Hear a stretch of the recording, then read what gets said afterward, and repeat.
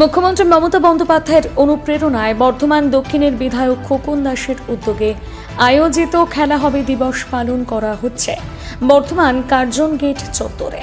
শহর বর্ধমানের প্রায় 250টা রেজিস্ট্রেড ক্লাবগুলোকে 4টি করে ফুটবল এবং বিশেষ কিছু প্লেয়ারদের খেলার কিছু সামগ্রী তুলে দেওয়া হয়। এছাড়াও সম্মানীয় প্রাক্তন প্লেয়ারদের সম্বর্ধনা জ্ঞাপন করা হয়। বর্ধমান দক্ষিণের বিধায়ক খোকন দাসের উদ্যোগে এই খেলা দিবস তৃতীয় বর্ষ পালন করা হচ্ছে। বর্ধমান শহরের এই ক্লাবগুলি এবং খেলোয়াড়রা জানান, এই ধরনের উদ্যোগে তারা ভীষণভাবে উৎসাহিত হন আগামী দিনে খেলার দিকে আর আগ্রহী হয়ে ওঠার জন্য।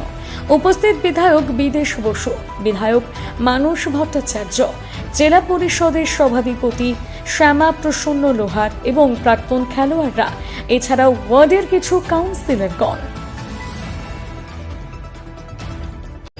সেই খেলা দিবসকে সামনে রেখে আমরা প্রতি বছর আমাদের এই দিন আমাদের বর্ধমান শহরে সমস্ত প্রাক্তন গুণী খেলোয়াড়দের আমরা প্রায় আজকে 100 জন খেলোয়াড়কে আমরা সম্বর্ধনা দেব এবং 250টা আমাদের শহরের যারা বল খেলেন সেই বিভিন্ন ক্লাব এবং বর্ধমান শহরের স্কুলগুলোকে আজকে আমরা 4টে করে বল বিতরণ করব।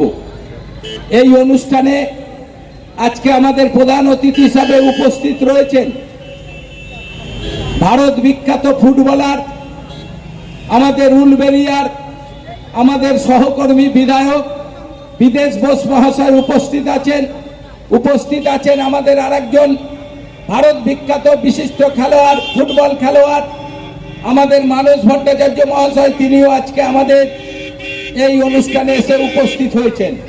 তাছাড়া আমাদের জেলা পরিষদের প্রাক্তন আমাদের মেন্টর প্রাক্তন বিধায়ক উজ্জ্বল পরামানিক মহাশয় আছেন আমাদের প্রাক্তন জেলা পরিষদের কর্মাধ্যক্ষ বদরুল ইসলাম মহাশয়, অরূপ দাস সহ প্রায় 100 জন আমার গুণী খেলোয়াড়রা, দেবাশিস্তা থেকে বনমালী জজ থেকে রতিন্দা থেকে শুরু করে আমাদের 100 জন খেলোয়াড়, যারা এক সময় আমরা যাদের খেলা দেখার জন্য আমরা বর্ধমান শহরের বিভিন্ন মাঠে গিয়ে বসে থাকতাম তাদের খেলা দেখার জন্য, সেই রকম গুণী খেলোয়াড়দের 100 জনকে আজকে আমরা সম্বোধনা দিচ্ছি। এবং আমি সমস্ত আমার বয়োজ্যেষ্ঠ দাদারা যারা এসেছেন তাদের আমি প্রণাম জানাই এবং যারা আজকের খেলার বল নেওয়ার জন্য বিভিন্ন ক্লাবের সম্পাদক সভাপতি সহ যারা এসেছেন তাদেরও ধন্যবাদ জানাই। আমরা মনে করি বাংলার মাননীয় মুখ্যমন্ত্রী যেভাবে বাংলায় একটা খেলার পরিবেশ ফিরিয়ে এনেছেন, তাই তিনি 16ই আগস্টকে খেলা দিবস ঘোষণা করেছেন।